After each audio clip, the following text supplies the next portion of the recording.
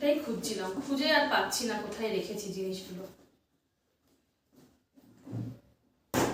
গুলোর জন্য একটা টিফিন বক্স বের করলাম, তার সাথে সাথে টিফিন বক্স নিয়ে যাওয়ার জন্য একটা ব্যাগও বের করে নিলাম। ওর স্কুলে যে টিফিনটা নিয়ে যায়, টিফিন ব্যাগটা একটু খারাপ হয়ে গেছে, তো দুটো অল্টারনেট করে আমি ইউজ করি, তো ভাবলাম যে একটা তো খারাপ হয়ে গেছে, তো আরেকটা এই জন্য বের করে নিলাম। তো আমি আজকে স্কুলে আনতে যাইনি, রেডি হয়েছি স্কুলে আনতে যাব বলে, কিন্তু আজকে গুনুর পাপা বাড়িতে আছে, বাড়িতে বসে অফিসে কাজ করছে, তো বললো তোমাকে যেতে হবে না, তুমি একটু রেস্ট নাও, আমি গিয়ে স্কুল থেকে ওকে নিয়ে আসছি। স্কুল তো যেতে হয় না, স্কুল পর্যন্ত বাস আসে, তো ওখান থেকে গিয়ে নিয়ে আসতে হয়, তাই জন্য ওর পাপা গেছে। তো আমি ভাবলাম যখন সময় হাতে আছেই, তখন বাবা যে শাড়িগুলো দিয়ে গেছিল পুজোর সময় পরবো বলে রেখে দিয়েছি, সেই শাড়িগুলো একবার বের করে দেখি যে ওগুলোর ব্লাউজ, ওগুলোর পেটিকোটগুলো সব ঠিকঠাক আছে কিনা।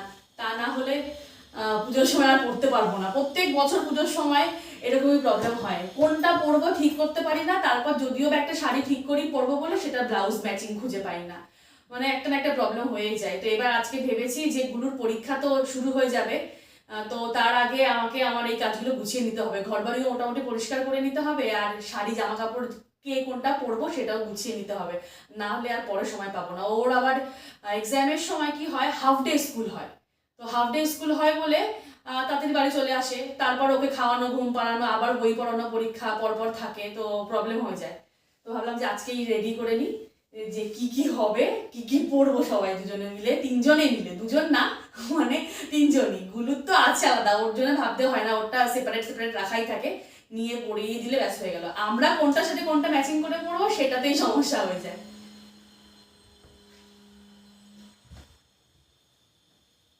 শাড়ি তো অনেক আছে, কিন্তু পরবো কোনটা? আমি শাড়িগুলো রাখি আমার ঠাকুর ঘরে যে আলমারিটা আছে, ওই আলমারি একটা সাইডে ঠাকুর ঘরে মানে একটা সাইডে শাড়িগুলো রাখি, আর একটা সাইডে আমার ব্যাগের কালেকশন থাকে, মানে ওপর থেকে নিচ পর্যন্ত পুরো। আমি ব্যাগের খুব শৌখিন, তো ব্যাগ রেখেছি।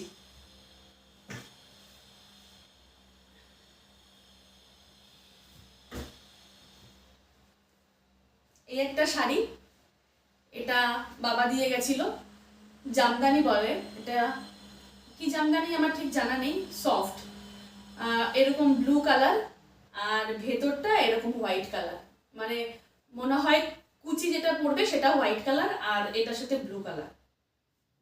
তো এটার সাথে কি ব্লাউজ পরবো সেটাও দেখতে হবে, কটা শাড়ি আছে আগে দেখে নিই।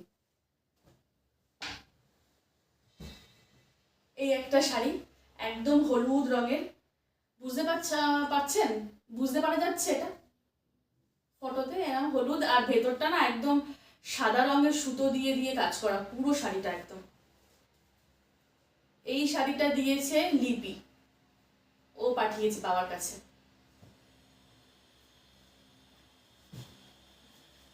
এই আরেকটা শাড়ি পাঠিয়েছে লিপি, একদম হলুদ রঙের, আর ভেতরে বুটি বুটি কাজ করা, কলকাও আছে, আর এটা লাল রঙের পাড়, কি সুন্দর না পাড়টা, একদম সরু পাড়।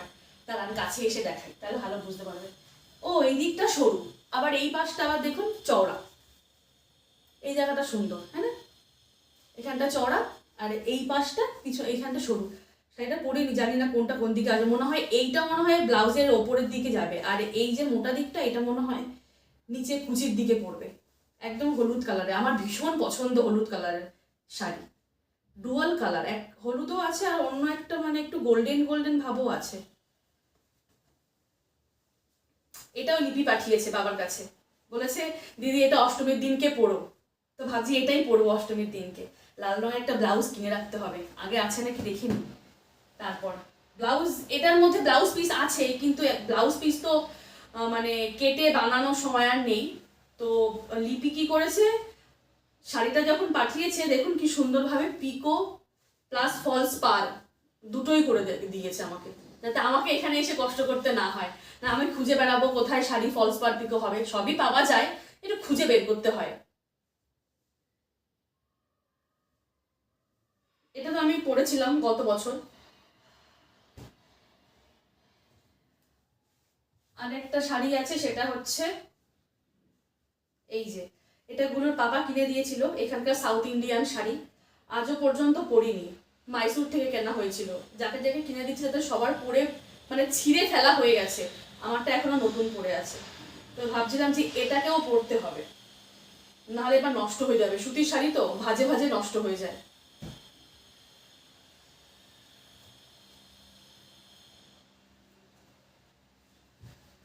আর এই একটা শাড়ি আছে, এটা ব্লাউজ পিস আমি কলকাতা থেকে কিনে নিয়ে এসেছিলাম, বাড়ির থেকে একদম।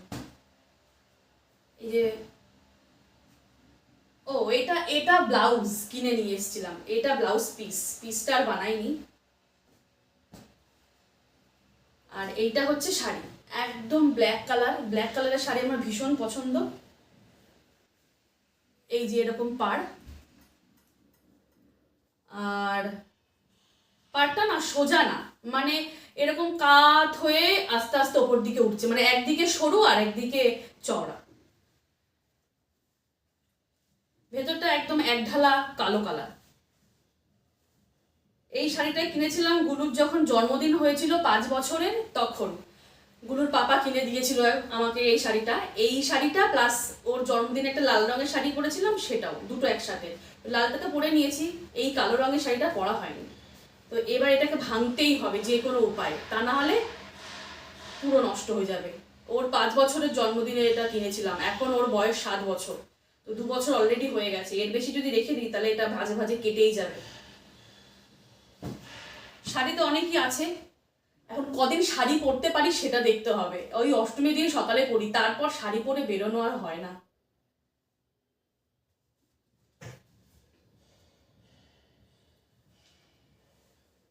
এই একটা শাড়ি,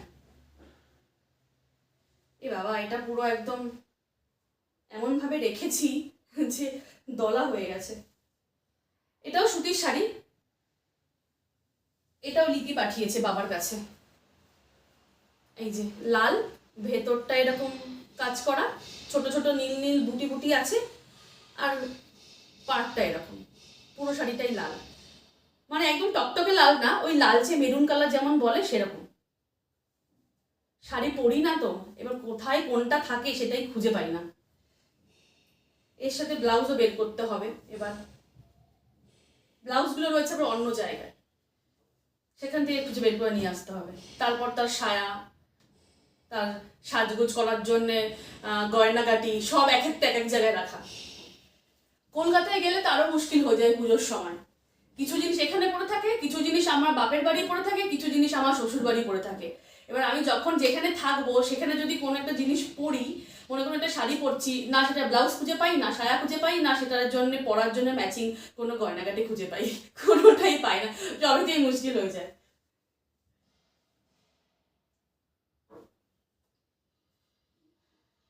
আজকে সকালবেলা আর ভিডিও অন করিনি, গুলুর পাপা বাড়িতে আছে, খাওয়া দাওয়াও ছিল, রান্না করতে করতে গ্যাসটা ফুরিয়ে গেছে, তো ওই তাড়াহুড়োতে আজকে আর সকালবেলায় অন করা হয়নি।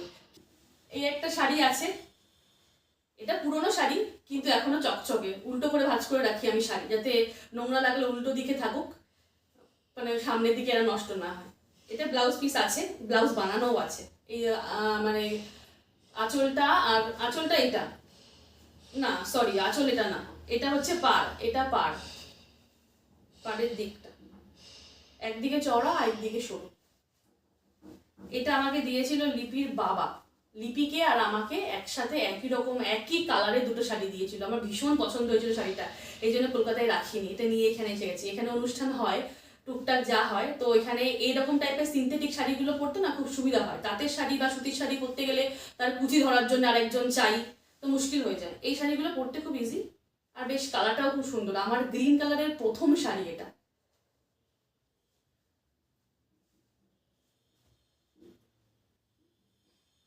শাড়ি অনেক আছে, কিন্তু মোটামুটি পরেছি, এক আধবার পরে নিয়েছি শাড়িগুলো, তো ওগুলো আর দেখিয়ে লাভ নেই।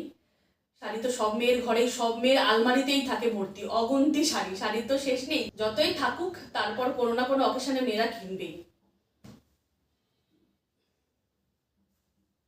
গুলো আসার আগে জিনিসগুলো গুছিয়ে ফেলি, তা না হলে আবার এসে ও নিজেই ঢুকে এটা ওটা টেনে বের করতে শুরু করে দেবে।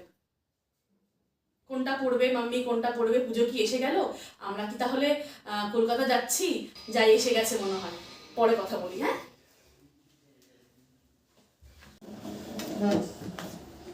কিরে এগুলো এখন কি এই গাড়িতে চড়ার বয়স তোমার?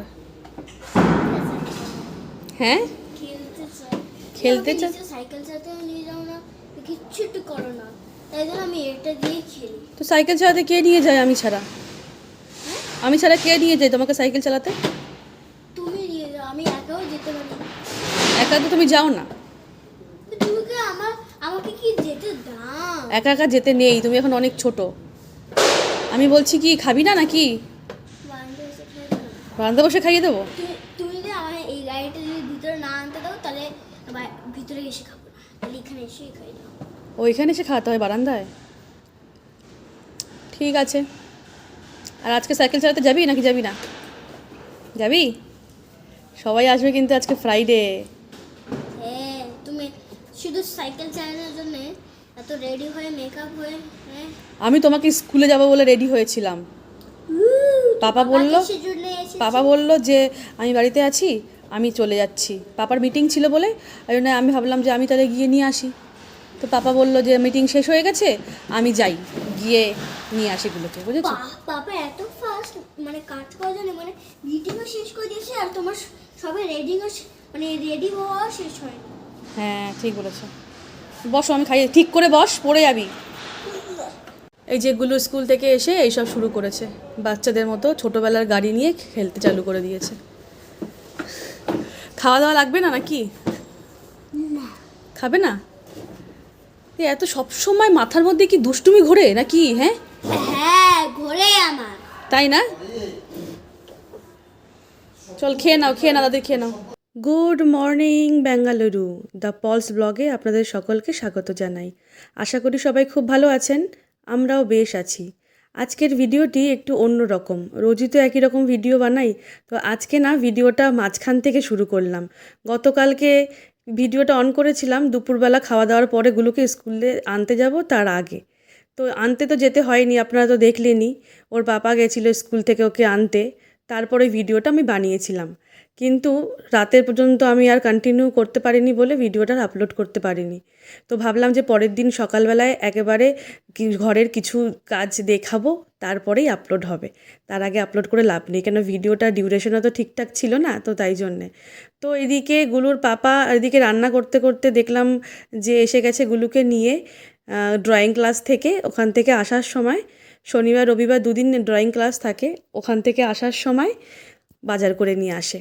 তো বাজারে এনেছিল আজকে অনেক রকমের সবজি, সাথে 2-3 রকমের মাছ আর মাটন আর মাছগুলো যে এনেছিল এগুলো না একটু মানে ভালো মতো জলে ধুয়ে পরিষ্কার করতে না পারলে কেমন যেন একটু নোংরা নোংরা লাগে। তো আমি ভাবলাম যে কিছুক্ষণ জলে ভিজিয়ে রাখি, তারপর এগুলো পরে এসে একবার পরিষ্কার করে নেব।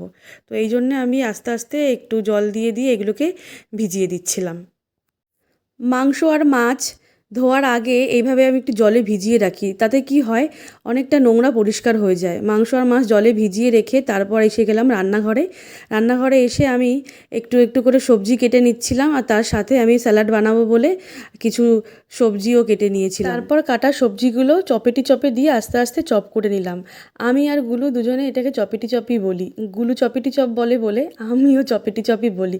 যাই হোক, চপ করা হয়ে যাওয়ার পরে এর মধ্যে পেঁয়াজ চপ করেছিলাম, তো এটা হয়ে যাওয়ার পরে তারপর পেঁয়াজটাকে সরিয়ে রেখে বাকি যে আগে স্যালাডের জন্য যে সবজিগুলো কেটেছিলাম ওই স্যালাডের সবজিগুলোর মধ্যে আস্তে আস্তে এক এক করে দই, তারপর লেবু, নুন এইসব দিয়ে স্যালাডটাকে মাখিয়ে একটা সাইডে রেখে দিলাম।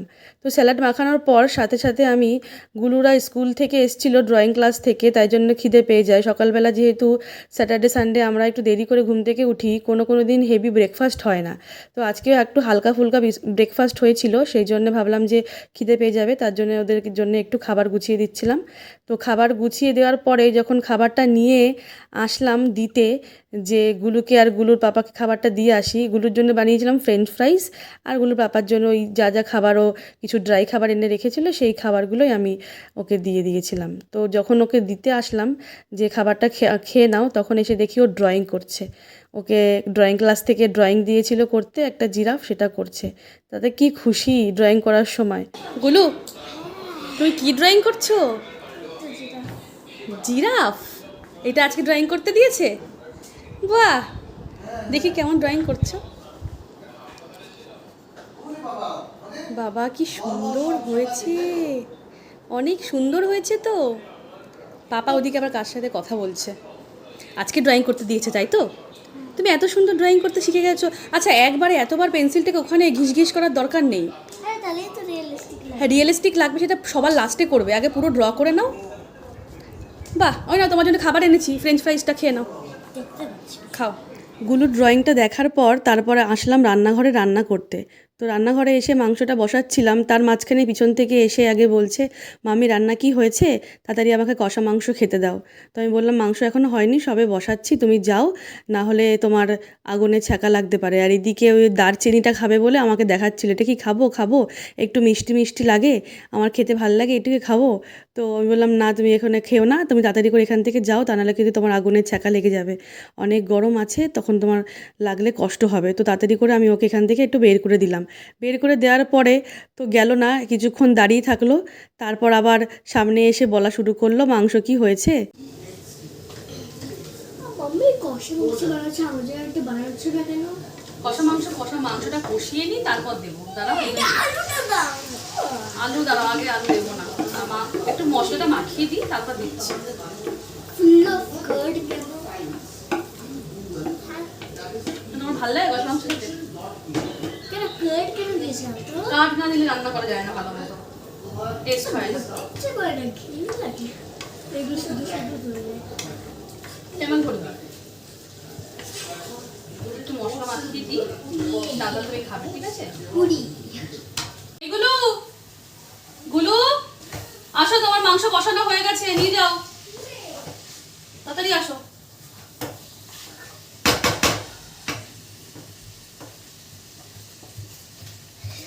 এই কবে ঢাললে মাম্মি এটা? কোনটা কি ঢাললাম? আচ্ছা মাংস দেবো না শুধু আলু দেবো, কি কি চাও? দুটোই। দুটোই দেবো, তাহলে দুটো আলু দিই আগে, তারপরে মাংস দিই। হ্যাঁ দুটো মাংস। একটাই মাংস দেবো। আচ্ছা এখানে শোনো শোনো, কেমন হয়েছে খেয়ে আমাকে বলবে, ঠিক আছে? আমি যখন ছোট ছিলাম না, তখন আমার মাম্মির পাশে আমি এরকম বাটি নিয়ে দাঁড়িয়ে থাকতাম, কখন মাংসটা কষানো হবে আর কখন মাম্মি আমাকে দেবে, আমি খাবো। হয়েছি। গরম গরম, না না না গরম নেই। খেয়ে বলো কেমন হয়েছে, ঠিক আছে? ঠিক আছে।